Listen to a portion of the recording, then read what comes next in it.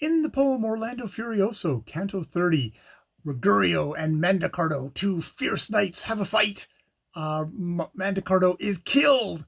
And after the end of that, the narrator of this poem says, oh, that Dorlis, Mandicardo's partner, if it wasn't for the fact that there were other people watching, would actually offer her congratulations and indeed would try and get with Rigurio, not because they'd had any particular relationship before that, because he's handsome and he's powerful, and she's a woman and she just needs a handsome and powerful guy to work her magic. And in the instance, like we're talking 5 seconds after he died, she would immediately just jump on that immediately. Which this is a poem which has professed. It's called out some women for doing really nasty things, but then is always protested. Oh no! This isn't all women. This is just the particular woman. And then it would go along, and it's like, no, all women are heartbreaking, rotten to the core kind of people who are just do you dirty. They did all me dirty, and then I apologize. That was just my own anger and hurts that's taken because I attract all the bad ones.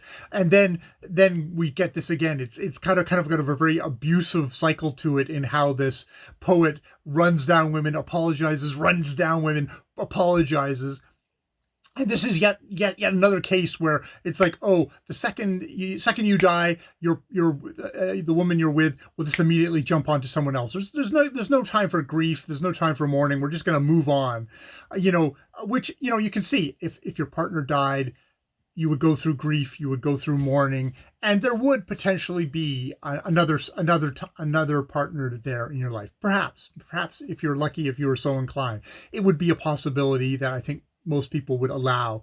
But it's not like, oh, in modern times, like, oh, my partner just dropped dead of a heart attack. Hey, doctor who's attending him, how are you doing? Do you want to go out for a date? Do you want to become my next husband? It's like, that is a deeply foul, cynical view of the female sex, the female gender. That would be that's what would happen. And this is just another case of it. And this is in a poem where the men are also portrayed as like, violent assholes who get completely enraged when women make their own choices of stuff. And I do feel like the women get blamed for this and the men get sympathy for the Orlando Furioso, the titular figure of this poem, is on a mad killing spree at the moment. And this seems to be basically just because Angelica didn't choose him. She chose somebody else. And this is somehow her fault that Orlando is gone on a killing spree because of that. And the narrator's like, oh, I don't even want to follow her anymore. She can just fly out of this poem. I don't care about her anymore. It's like, it is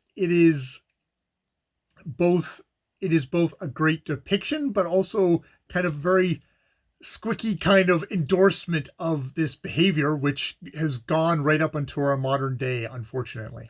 So yeah, Orlando Furioso.